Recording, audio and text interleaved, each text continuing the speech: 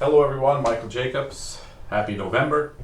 And as we're bringing the book to life and talking about some of the methods we use in our model and convention, the concept of the alpha clock is a big deal.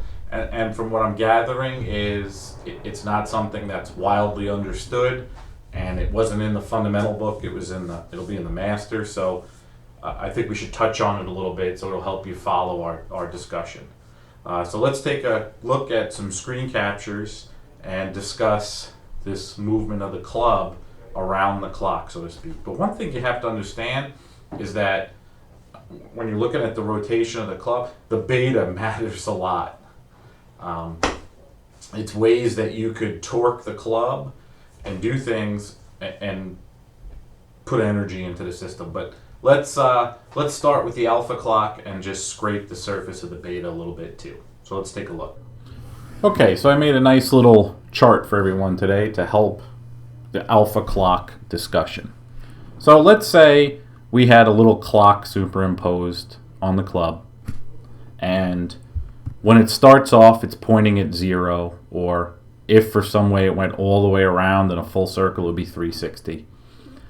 And we're going to look for how this club rotates along the clock. Now, obviously, the club could be linearly moved, and you saw that in the book, in any direction.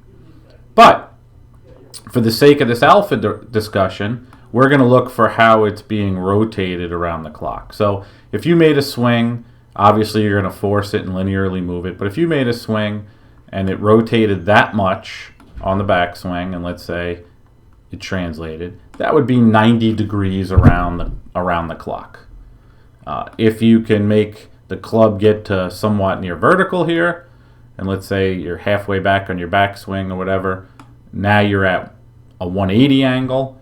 And then if you could make it get to parallel, which you know a lot of high-end players do, now you're at a 270 alpha angle. And there's an advantage to that, because the direction at which you pull the club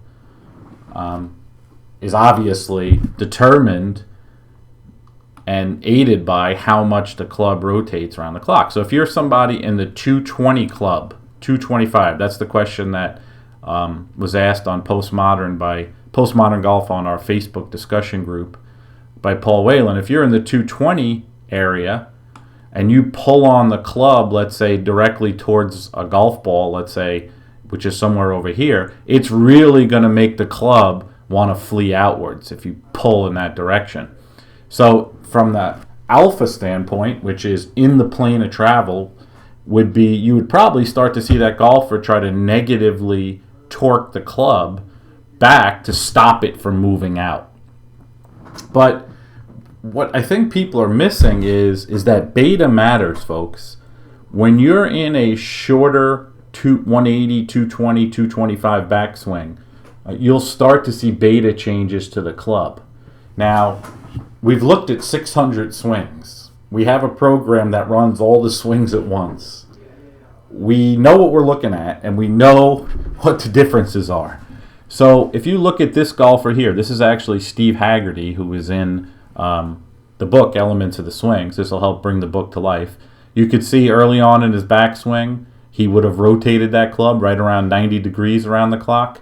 And then he gets to the top of his backswing, probably in that 225 area. But watch the rotation of the club in the beta direction, which would be off the plane of this alpha circle. And you'll notice that the club is twisting above the alpha clock. So although he's in one alpha direction reaching a certain angle, there's also a beta angle. And when you have a shorter alpha clock rotation like this, you're going to start to use beta torque to help stop the backswing or to do something to try to put energy into the club. So the beta matters, folks. You have to know what's going on in the beta direction to be able to put all the pieces of the puzzle together. This is a three-dimensional motion. So let's say, for example, we can get to somewhere around that 270 angle, or maybe even a little more. Let's say I can go a little bit further. Now just bear with me for a second. We're going to duplicate this little thing. And then let's say in the next frame, the golfer pulls the club, and let's say that's the next part of the downswing. So let's say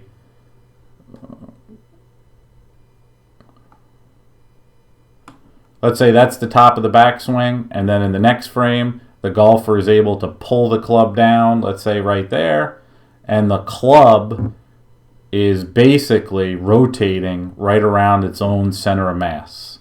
So let's say the downswing has started, and because the golfer was able to have a larger than 270 angle, I mean, you could see how advantageous it would be if it was even more. But let's say the golfer was able to start their downswing and had the club with the ability to rotate right around its own center of mass. That would be the least amount of rotational resistance that the golfer can do. So that's the advantage of a larger backswing.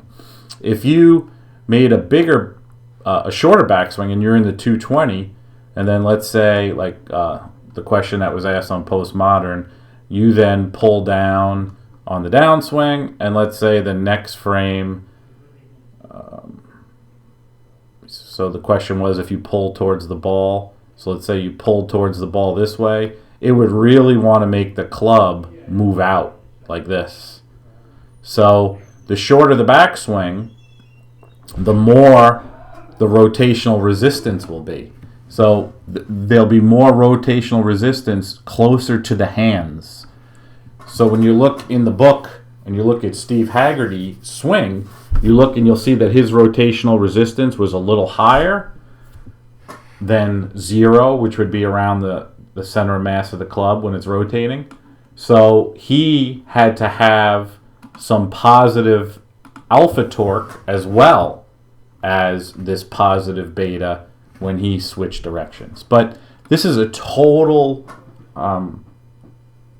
analysis that includes everything that the golfer is doing and giving you an idea to describe exactly what's happening. But the purpose of this video was for you to be able to understand a little more about the alpha clock. We also have a beta and gamma clock, so maybe we'll start to get into those as well. So there's your alpha clock, and it's the rotation of the club. When it's rotating in this direction, in the backswing direction, that's negative alpha rotation, and when it's rotating in this direction, it's positive alpha rotation. Hope that helps, and hope you're enjoying bringing the book to life.